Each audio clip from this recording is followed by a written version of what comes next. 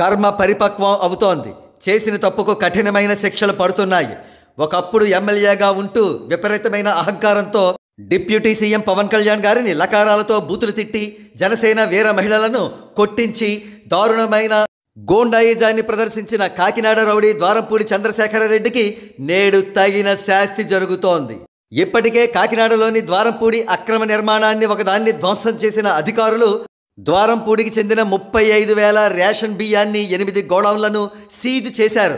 వాటి విలువ 100 కోట్ల రూపాయల పైమాటే.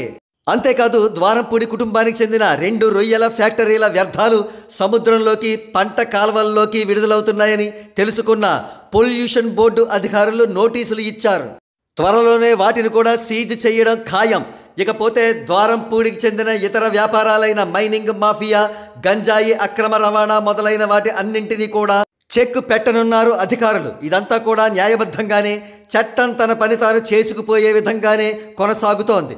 ఇప్పటి వరకు జరిగిందంతా కేవలం టీజర్ మాత్రమే అని, ట్రైలర్ అలాగే పూర్తి సినిమా ద్వారంపూడి అతి త్వరలోనే కళ్ళ చూస్తాడని, అప్పుడు అతడు జైలుకు వెళ్ళడం కూడా ఖాయమే అని అంటున్నారు పరిశీలకులు.